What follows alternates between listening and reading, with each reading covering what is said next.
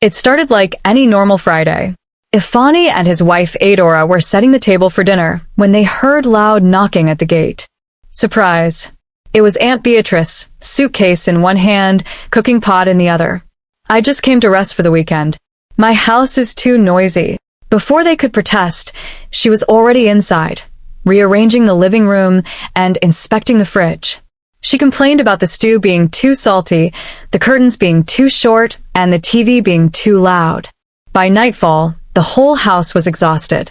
Aunt Beatrice gathered everyone for prayer, sang 3 hymns, and finally went to bed. At least, they thought she did. At 12:07 a.m., a scream shattered the silence. Little Tommy, their 6-year-old daughter, sat up in bed trembling. "Mummy, Grandma was here. She called my name." Ifani rushed in and brushed it off as a bad dream.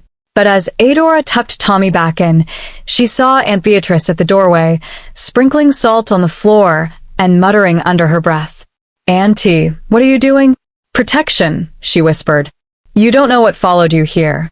Adora froze. The weekend had just begun. By morning, everything felt off. The house seemed colder, and the walls carried an echo like someone whispering. Aunt Beatrice claimed the portrait of Ifani's late mother kept moving, so she turned it to face the wall. Tommy refused to eat breakfast.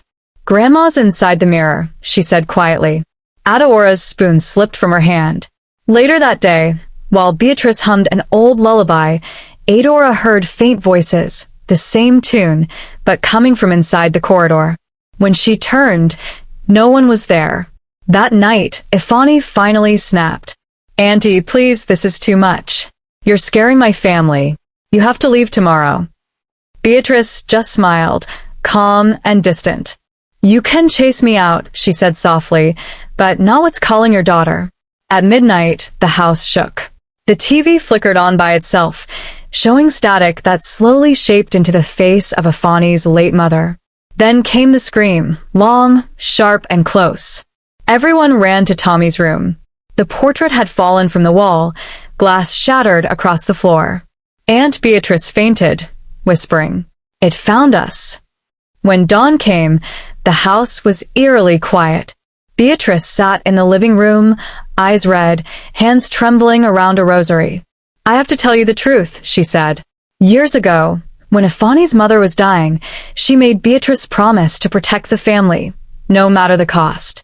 In desperation, Beatrice had gone to a spiritualist who offered a ritual to anchor the mother's spirit to the bloodline. "I thought I was saving her," she whispered, "but I trapped her instead. Now she wants to finish what she started, and she's calling Tommy." Adora burst into tears. Ifani was silent, trying to hold himself together. That night, Beatrice gathered them in Tommy's room. Candles flickered. She prayed loudly, tears mixing with sweat. The air grew thick, and the old portrait began to hum, a low, trembling sound. "Sister," Beatrice shouted, "forgive me. Take me instead." A gust of wind blew through the house. The candles went out. The rosary snapped. And then, silence. When the lights returned, Beatrice was gone.